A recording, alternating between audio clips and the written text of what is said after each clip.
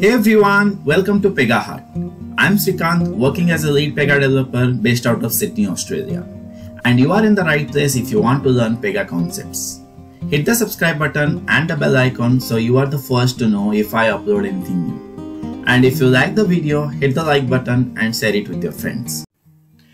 So today we are going to learn about the practical hands-on for job scheduler. Now to do that, first, I would highly recommend to watch my theoretical session as I have explained each and every part of the job scheduler and how to configure and all. Maybe I would not cover all of this because this is mainly focused for my practical session wherein I'm going to show you how to configure and all these things. So please do watch that video and then come and watch this one so that you will get the end-to-end knowledge of a job scheduler. Now to achieve the practical session, what I have done is I have created a small use case wherein I have got 3 stages. The first stage is where I'm going to capture the information and the status is going to be new. The second stage is where I'm going to make those information in the review mode where the status is going to be in progress, and third stage is going to be resolve completed.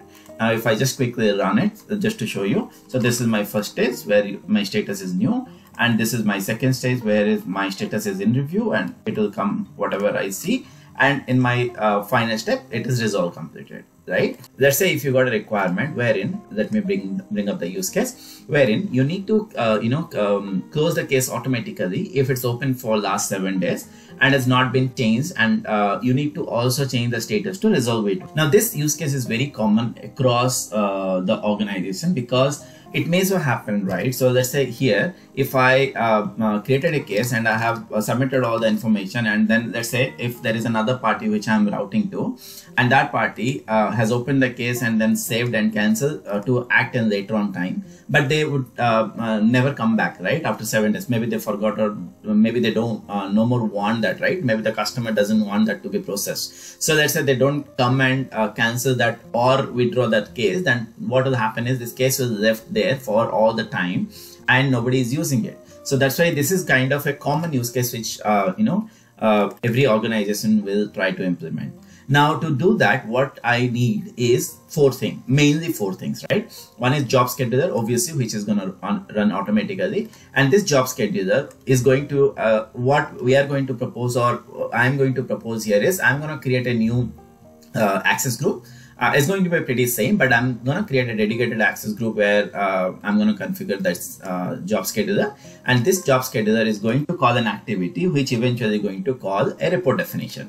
Now this report definition, the role of the report definition is to fetch all the cases, and this activity is going to process those cases and then close them with the status as resolve withdrawn. Now this job scheduler is going to call this activity and trigger that activity to do the work. So let's go from bottom to top, right? First, let's create the activity. What I'm going to do is I'm going to create a report definition here. Now, when I create this report definition, let me put this name, which I've already got this, and then everything will be as default. Now, so as you know, this test case is sitting in this work layer, right?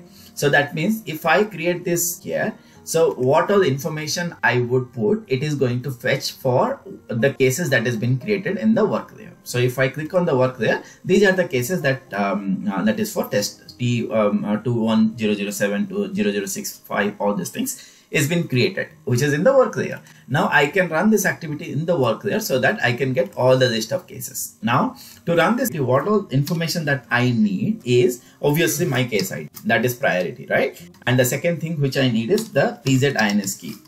Why I need PZ-INS key, because there is an activity, there is a method that I'm going to use in the activity to force close them, and for that I need that.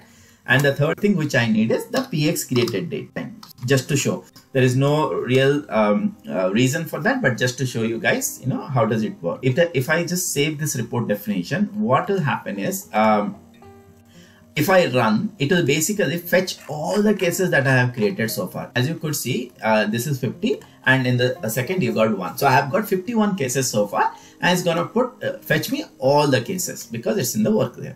Now in that activity, what is my requirement? I need to withdraw the cases for if it has not been touched for 7 days, right?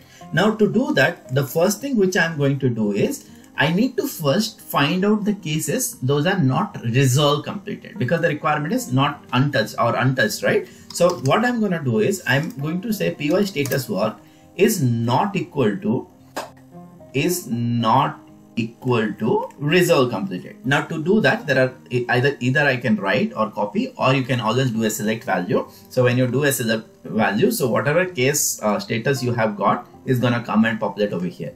Now I'm going to do a resolve completed here. Now earlier you would have seen 51 cases, right? And you had seen I have run some resolve completed in front of you. Now if I just run it, you'll find the less number of cases. See, can you see you got 46 number of cases because there are 5 resolve completed. So that's why this didn't come. This is my filter criteria in my report definition. Now what I need to add? I need to add that 7 days logic. So if I add another filter, I'm telling that if nobody has touched that case, right? So every time somebody has touched the cases, PEGA will update that timing in PX updated date time. PX created date time is going to be the time or the date and time when the case is created.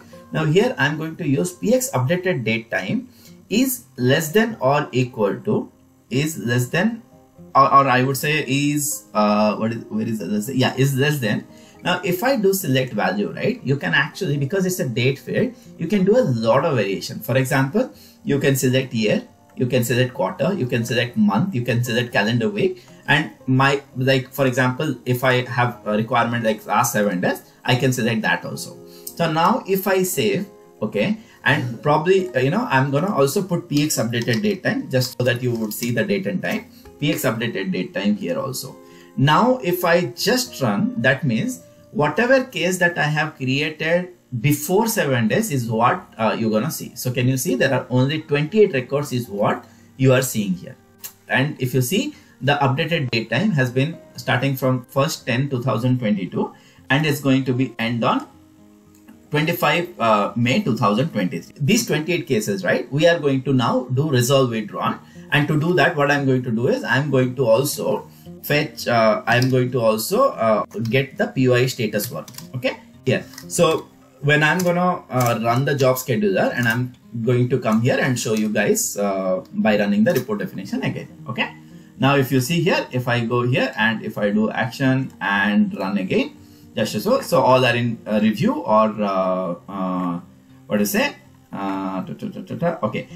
One cases I have got in resolve withdrawn. Okay, so what I need to do is I need to make sure that I exclude that also. So to get rid of everything that starts with resolve completed or resolve status, right? What I should do instead of is not equal, I should actually choose does not start with resolve status. So that means it will basically after the job scheduler run, and when it will make the cases to resolve withdrawn, obviously next time we don't want those cases, right? So what we're gonna do is PY status work does not start with resolve. That means if I do now save and if I do run, that means this is going to get rid of all the resolve status. Okay, this is clear. Our report definition is all done. Now the second thing which we are going to do is the activity. Now here in the activity, what we're gonna do is we are going to, let me bring up the case, sorry, bring up that this one. So the activity name I'm going to do is, I'm going to give is close the list of cases, right? Now here what I'm going to do is I'm going to create an activity here and I'm going to say close list of cases and I'm going to put this one.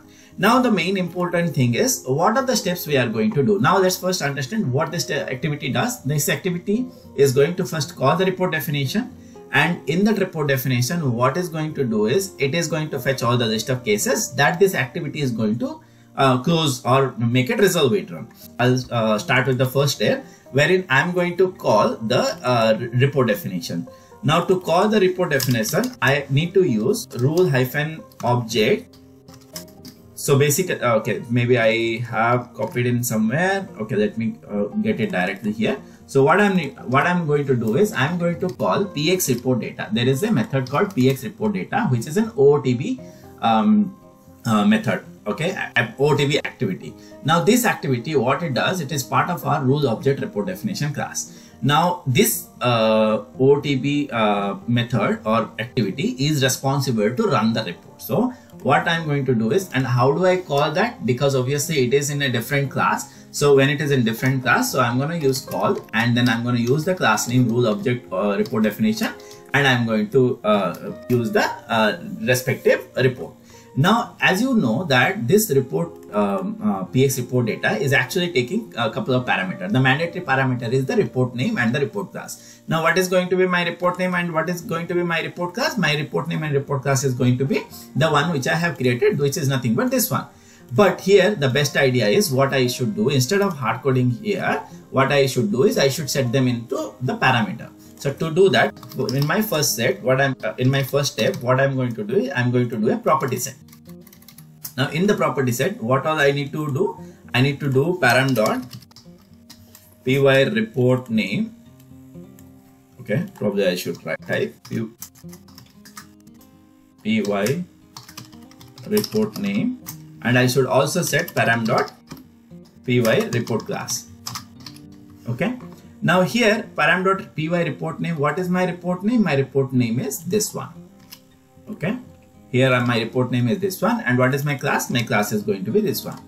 It's a good practice that you can configure this class in some dpage, but for this session I'm going to create over here. Now I have set my report name and I have set my class. Now the other thing which is important, or which we would like, or I would like, is to set a page name, because whenever this report will run, if you don't set a page, PEGA will automatically has some run record primary and is gonna set it over there. I don't want that. I want to set it in my own class so that I can make use of that later on and do whatever I want. So what I'm going to do is I'm going to say param dot page name. Here I'm going to set as let's say 10. And now obviously this this has to be defined in the page and class, and for that I'm going to give the same, because I know these are from the same work layer. Now second thing, okay, first, so this is done, right? Now if I just quickly run, so you guys would understand. Now if I do pass current parameter, right, and I'll just save it. Now let's quickly run and see what is happening. Now if I quickly run by turning on the trace, okay, so what happened is, let me get that, close the list of cases, right? I'll close this one. Now if you see here, what happened is it started from here, and then after that what happened is it called py report data, and in the report data, if you see here, there are some temp classes, right? If I directly open this temp classes, what would happen is there were, if you remember when I ran this report with the filter criteria, you would have seen 27 records, right? Now those 27 records came into my temp property. So if you see PX result, if I scroll down all the way bottom, PX result 1 has got my PY ID, my status work, my PZINS key, created date and updated date. I have got PX result. So what should I loop in? Temp.px result, right? So that's why. Now in the next step, what I'm going to do is I'm going to first loop. So here I'm going to loop, and first I should put the class name. Now if I do temp.px results, right? It's a good practice that we should define the temp.px result also, because sometimes it fails, sometimes it works. So I had a problem many times. So what I generally do is I go and see what is my PX result, right? Now for example, PX result belongs to this class, so I go there and I just copy this class and I define the classes over here. Okay, now I have defined my px.temp class, so I'll just minimize this too. px.temp classes. Now what is my next step which I should do? Now inside this case, so here I'm fetching all the report, here I'm looping that. So to do the loop, what I need to do is I need to basically do loop for each embedded page, right? For each embedded page I need to loop that. Once I loop, what I should do is I should now add a child class, because once I loop, I mean basically call one OTB activity which is called px force case close, and I'm going to pass the necessary status that I want. Now to do that, I think it is px force case close. Let me type px force case close. So what I'm going to do is I'm going to use this activity. Now this activity, if you later on go and rate, basically it needs a work object ID which is PZINS key, like I told, and you can give what status you want to give. You can also update history, you can do audit note, commit or not. So everything you can basically decide. But here what I'm going to do is I'm going to call that call px force case close, which is sitting in the work layer, right? Now here if you see, what I need to pass? I need to pass two values, right? One is work status, another one is PEGahut key. So as always, what I do is I always set them accordingly over here in a property set. So what I'm going to do is I'll do a property set, set param dot PEGahut key, right? Here param dot PEGahut key. Now where I have got the PEGahut key, so if you remember, I've got the PEGahut key in temp.pxresult1.PEGahut key, right? So now here we are inside the temp.pxresult. So what I should do is I should just click on dot and it should get me the PEGahut key. Okay. Now what is my status going to be? What I will do is I'll do param dot. So here what I'm going to do is I'm going to put resolve withdrawn. I can make capital resolve withdrawn. Okay. Now here I'm going to pass param.PEGahut key at this point. Sorry, param.PEGahut key at this point, and I'm going to pass param.workStatus at this point. So now let's save this one. Now I'm not going to run it because the moment I already ran it until this point, right? The moment I run it is everything that all the 27 cases is going to be resolved withdrawn. Now let's go to the third step where I'm going to create the job scheduler.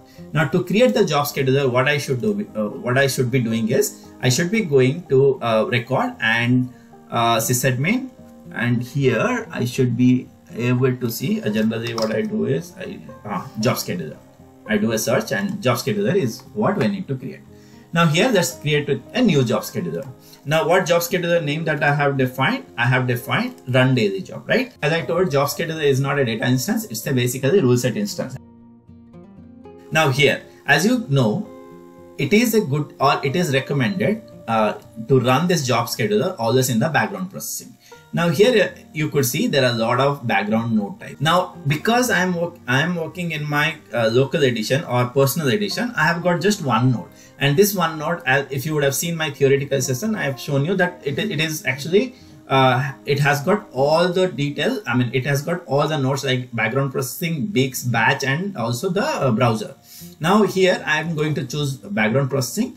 Now here I am going to see I have two options: run associated node, any one of associated node. It doesn't matter what I choose because it's a personal edition, but when it is going to be real time, wherein the company might have more than one node, during that time you need to be careful. Okay, depending on the load, which I explained in my theoretical session, you need to choose.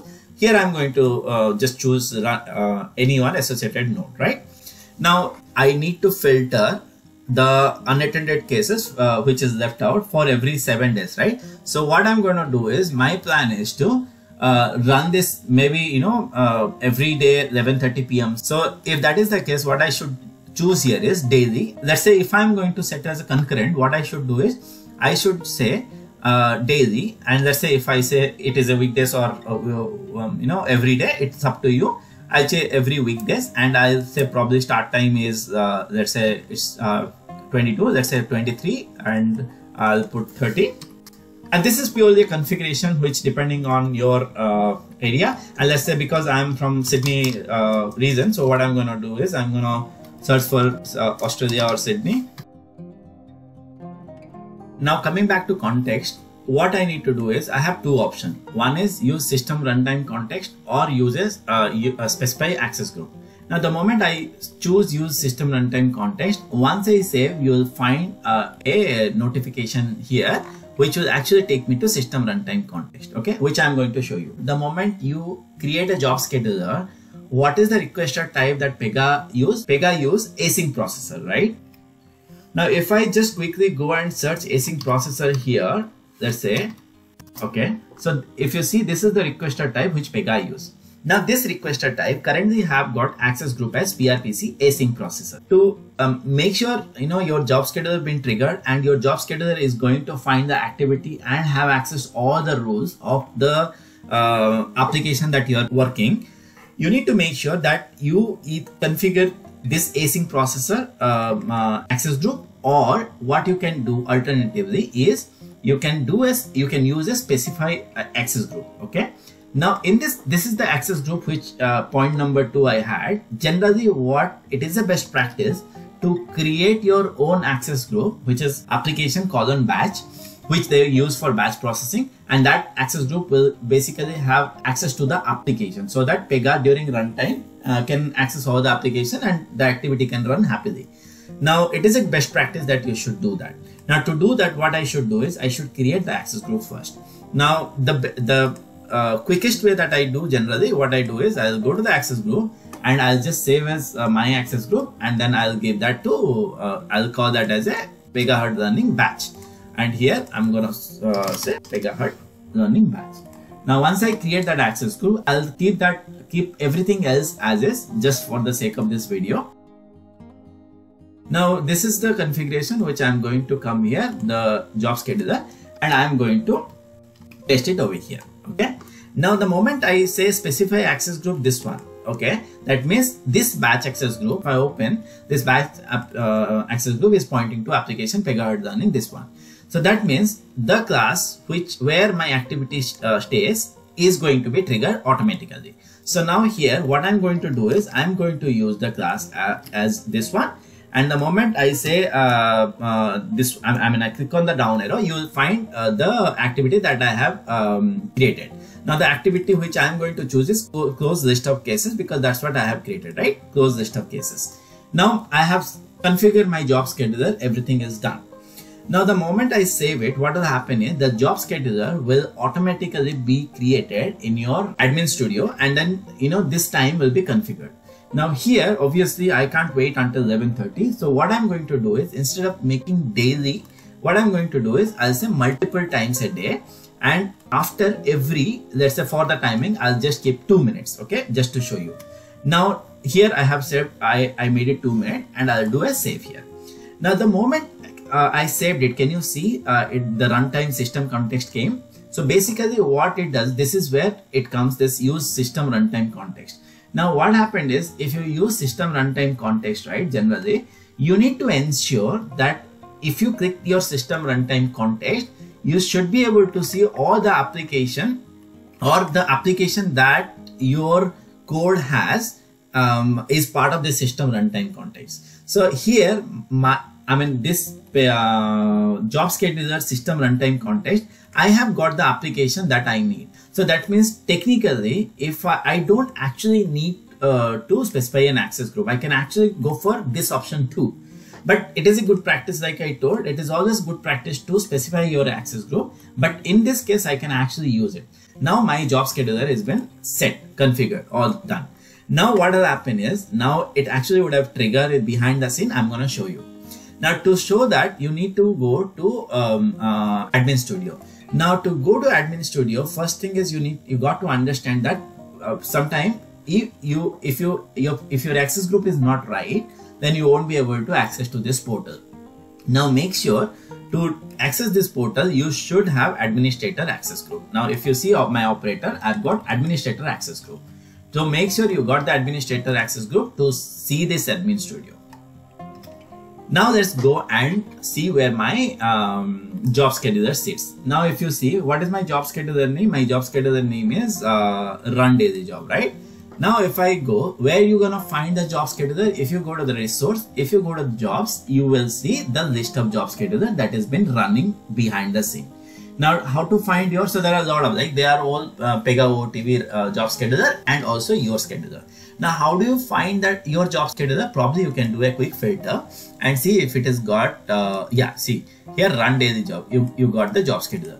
Now if I apply this run scheduler job, it actually did run behind the scene once. Here it's saying execution 1 and success percent is 100%, right? That means it got executed successfully. If I go inside, it will tell which node it has executed. In this scenario, I have got just one node, so obviously it would have been executed in my only personal node. But in real time, depending on whatever specification that you have given, it would tell you. But every time if you make them tell that okay, run in one node, you will always find one node over here, and it will also tell whether it's a success or failure, right? Now go to the dev studio, okay, and use the same condition, do an action run. That means I should not get any record. Earlier I used to get 27 record, now I am not getting any record because all the cases has been run by the scheduler and has been successfully set to resolve withdraw. So now this confirms that my scheduler has worked successfully. Alright, I hope until this point it is clear. So the next set of action that I need to show you guys is error handling, right? For the timing, whatever I have written, basically I have written for happy scenario. I haven't done any error handling. To do error handling, you need to first find out what are potential steps that you can have error handling. Potential error. You can have potential error in here and here. For this example, what I'm going to do is just I'm going to show one error over here and how you're gonna handle that, or how you're gonna see that in the job and how it has been recorded in the job scheduler. Let's say for some reason you have got your PY name or something is wrong and report definition is not able to execute. Here what I'm going to do is, okay, first I'll create a step which is I'm going to call as fail, and here I'll put a jump condition just over here, and I'm going to say if step status is good, step status is good, then continue when, if false then go to fail. Okay, just I'm going to handle only this one, and here I can probably use activity set status. And here in the activity status, you can always go for info. Here it is failed, so maybe I can say job scheduler failed. Okay, job scheduler failed. All right, just do so. Now let me do manually failed, then only you would understand. Okay, you have already seen the success wherein it ran automatically. It has actually withdrawn the status. Now what I'm going to do is to manually fail. What I'm going to do is I'm going to give maybe a wrong report name or a wrong class. So maybe I'll say WR class and a wrong report name, or no, this way also it will try and find out. If not, maybe I'll just give this one, and I basically not going to give the right parameter, so it won't be able to find those mandatory parameter, and it will be failing here. Now I'll just save it here. And what I'm going to do is I'm going to say trace. Now in the trace, I should be able to trace the next run where the error will be getting triggered. Now the moment it will be, okay, can you see this error? And if you see this error, that means it has failed because of the report definition fail, right? Now I lost the tracer, but that's okay. That's not the whole motive. You can always go and see. Here what I want you to show is the execution, number of execution and the success percentage. Obviously it has got reduced.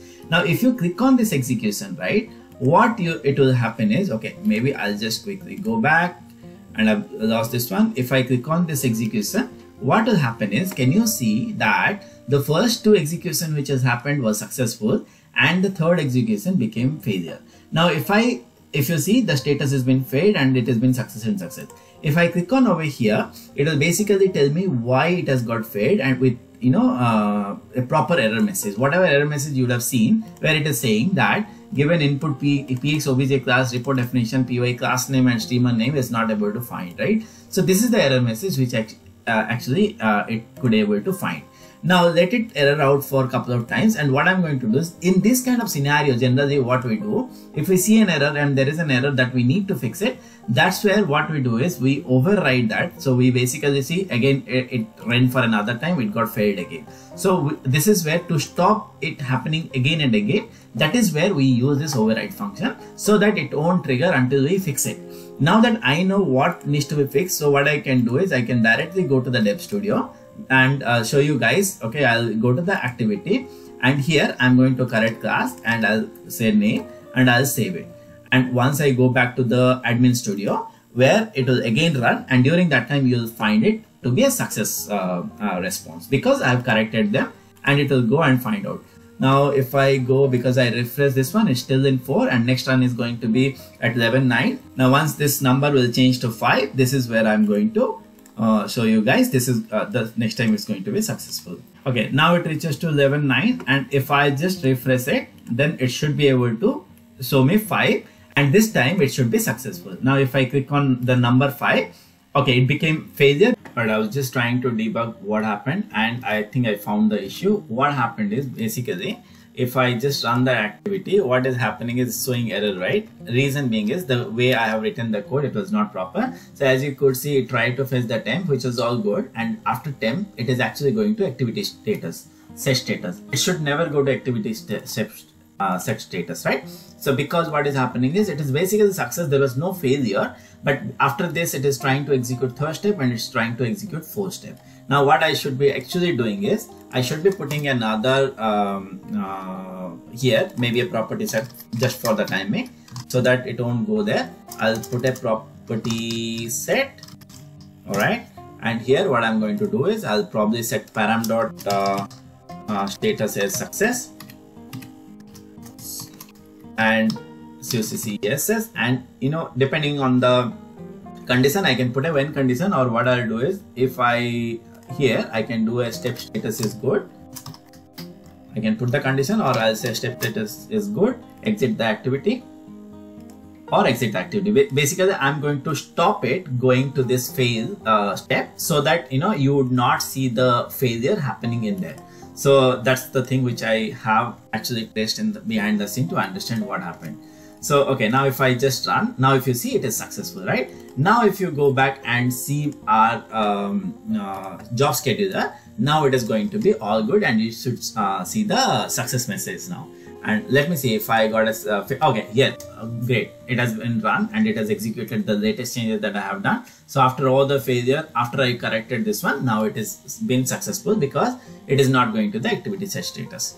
So I hope this is clear. So yeah, I mean, obviously while presenting this video, I was trying to code and obviously I missed that step, but the overall concept that I was trying to show is depending on the code you write and depending on the execution process, job scheduler will have the entry, and every entry it will tell whether it's success or failure.